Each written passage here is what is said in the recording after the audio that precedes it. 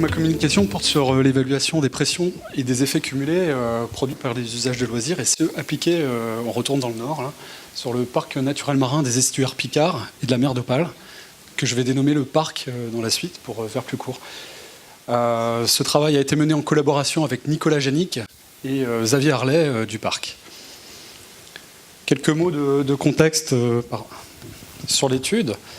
Le périmètre du parc il a été présenté tout à l'heure, donc il s'étend au nord jusqu'en Bleteuse et va jusqu'au sud au Tréport. Il est réparti sur 3 départements, 2 régions. Et c'est un territoire qui concentre un certain nombre d'enjeux du patrimoine naturel, un certain nombre d'enjeux de patrimoine environnementaux associés, relatifs à la présence d'espèces et d'habitats d'enjeux patrimoniaux. C'est également un territoire qui concentre un certain nombre d'activités, dont des activités de loisirs, qui peuvent se pratiquer en mer, à titre de la voile, de la planche à voile, du kitesurf, sur l'estran, le char à voile, la pêche à pied de loisirs, la promenade, l'équitation, et des activités encadrées en raid, à pied, en moto ou en vélo. Souhaitant accompagner les dépositaires de manifestations environnementales, de manifestations sportives, le parc a souhaité disposer d'un outil d'aide à la décision dont le conseil de gestion peut se saisir pour rendre des avis sur ces projets susceptibles d'avoir des incidences sur le milieu marin.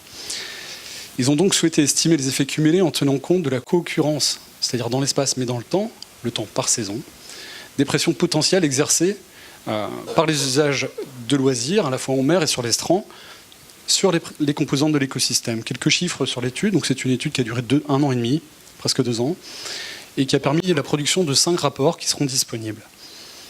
Pour pouvoir mener à bien cette étude, il y avait un certain nombre de défis à relever, notamment méthodologiques. Comment prendre en compte le temps dans une démarche d'évaluation des effets cumulés, thématique, comment caractériser les activités de loisirs, mais également d'échelle spatiale. Appliquer cette évaluation à une échelle locale, celle d'un territoire, d'un parc naturel marin. Effectivement, qu'est-ce que sont les effets cumulés ? L'approche par les effets cumulés mobilise une méthode d'analyse spatiale et quantitative qui vise à estimer des effets qu'on considère toujours comme potentiels, qui sont la résultante de pressions anthropiques qui vont s'exercer sur des composantes de l'écosystème. Pour cela, on a besoin de 3 types d'informations. Une information sur la distribution spatiale des activités, une information sur les composantes de l'écosystème, qui peuvent être très bien la localisation d'espèces patrimoniales, des habitats ou des biotopes ou des complexes de biotopes. Et un dernier élément, un indice de sensibilité d'une composante de l'écosystème face à la pression exercée par une activité.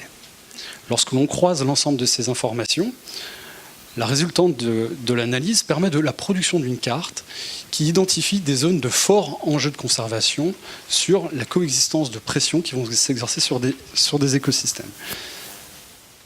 Alors, ces évaluations ont été menées à une échelle globale, puis déclinées à des échelles méso, on va dire, telles que l'échelle de la Méditerranée ou de façade.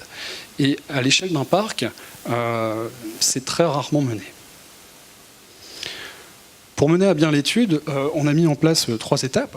Dans un premier temps, la mise en place d'un système d'information géographique en combinant des données multisources permettant de décrire les composantes de l'écosystème et les activités de loisirs qui ont été structurées dans une base d'information géographique et temporelle cohérente. La troisième partie de l'information, c'est-à-dire le référentiel local qui comprend les indices de sensibilité, a été élaboré par co-construction lors d'ateliers thématiques, à dire d'experts.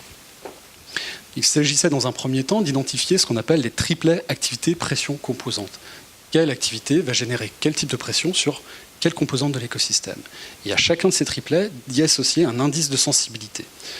La modalité de construction de l'indice de sensibilité est la méthode retenue par le muséum et proposée par La Rivière. Et disposant de ces 3 types d'informations, on a pu procéder à l'analyse telle que proposée à Alperne. Un petit zoom sur la collecte de données concernant les activités de loisirs. On a considéré 2 cas de figure.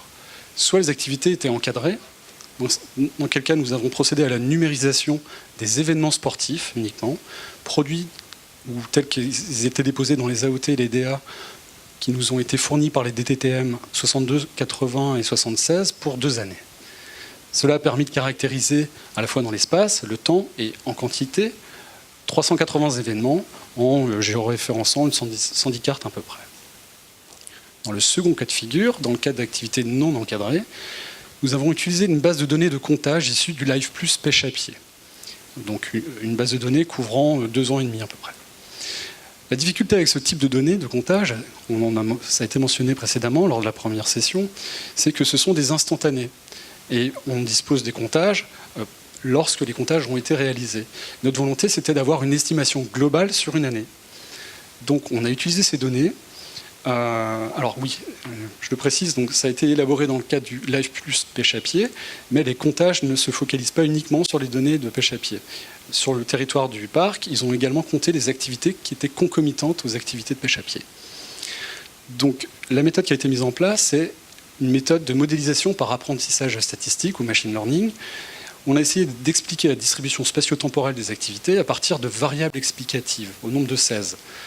Telles que des variables relatives à la météo marine, alors voilà, le vent, direction, force, la température, l'ensoleillement, la pluviométrie, la hauteur de marée, des variables relatives à la population, donc densité de population à proximité ou dans les 20 km aux alentours de chaque site, une variable relative à l'accessibilité du site, donc le nombre de parkings à proximité ou la densité du linéaire routier à proximité de chaque site de comptage, et des variables temporelles, se situe-t-on en semaine, en week-end, en période de vacances, quel moment dans l'année. On a utilisé pour cela, pour le modèle, en fait, un algorithme de forêt aléatoire qui permet de produire un modèle par activité et qui permet de décrire 22 activités différentes. La qualité de chaque modèle a été évaluée. Alors, je ne pourrais pas vous présenter l'ensemble des résultats, je vais faire que les survoler dans le cadre de 10 minutes. Mais les activités de manifestations sportives, une fois structurées dans la base d'informations géographiques et temporelles, peut être exploitée par un petit outil de manière simple d'exploration d'informations où on peut sélectionner soit le temps et faire défiler la localisation des activités par un curseur temporel, ou soit par une sélection spatiale. On a accès à l'ensemble des informations des pétitionnaires, etc. Et quelques éléments descriptifs sur la densité du nombre de personnes relatifs à la surface de l'activité. À partir de cette base d'informations, on peut aisément calculer la distribution spatiale et temporelle des activités par saison. Alors, je suis désolé pour la petitesse de l'illustration, mais il faudra me croire sur parole. Sur cette carte, on représente la distribution spatio-temporelle. C'est un exemple pour l'activité de pêche à pied à la crevette. Donc, du printemps, été, automne et hiver. Et la somme totale du nombre de participants par saison complètement à droite. De la même manière, donc, ne serait-ce qu'à partir de là, on illustre bien la disparité de l'utilisation des sites par activité en fonction de chaque saison. Donc ceci a été fait pour l'ensemble des activités qui ont été caractérisées. Un autre exemple, celle du kitesurf. Je ne m'attarde pas sur cet aspect. Le référentiel local a permis de caractériser un peu plus de 500 triplets activités pression composantes avec lesquels on a pu associer des indices de sensibilité.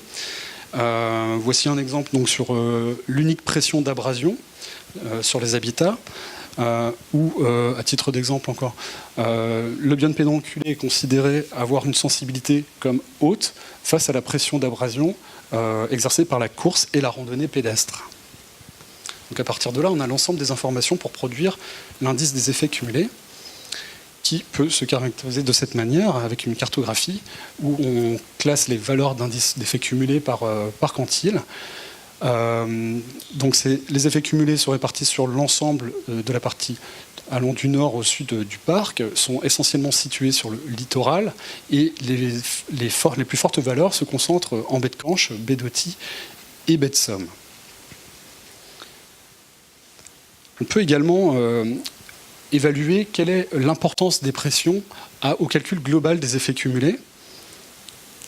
C'est ce qui est illustré ici.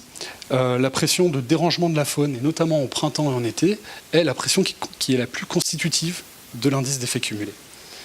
Et si l'on regarde encore un peu plus en détail, cette pression s'exerce essentiellement sur les limicoles en site de reproduction. Cette analyse a été menée également pour chaque saison, où la somme des effets cumulés est plus forte en été, puis au printemps, dans une moindre mesure en hiver, et le minimum étant atteint en automne. Donc, mon heure vient de sonner. Je vais donc conclure. Donc, cette étude nous a permis de proposer une base d'information qui est inédite à l'échelle du parc, sur les activités de loisirs, mais également sur la constitution d'une information sur les composantes de l'écosystème et de leur sensibilité face aux pressions. Elle a permis de spatialiser et de quantifier des effets cumulés, prenant en compte une évolution saisonnière. Ce modèle a également été évalué en termes de qualité, on va dire en mesure d'incertitude et de sensibilité. Je ne le présente pas ici. Certain nombre de limites que je ne pourrais pas explorer complètement également, relatives aux données. Les composantes de l'écosystème, l'information géographique collectée pour les composantes de l'écosystème, pour certaines, notamment pour certains habitats, ont dû être agrégées. Donc on a perdu une qualité de référence spatiale en raison de l'hétérogénéité de l'information, et à la fois donc, sur le thème l'hétérogénéité spatiale, mais également thématique sur la typologie qui était utilisée. Un certain nombre de limites relatives à la méthode ici, notamment alors pour la production des éléments de pression. On n'a pas pris en compte la diffusion spatiale d'une activité. Par exemple, une diffusion spatiale, c'est une activité qui peut générer un dérangement. On n'a pas appliqué une zone tampon par rapport à laquelle l'activité s'exerçait, entre autres. Et au terme de ce travail, de nombreuses perspectives se sont soulevées, qu'elles soient méthodologiques ou thématiques. Sur ces dernières, je peux en soulever deux, notamment d'évaluer quelle peut être la contribution de ce type de modèle à l'orientation d'actions de gestion au sein d'une AMP, ou à la réalisation de bilans diachroniques à cette échelle. Merci.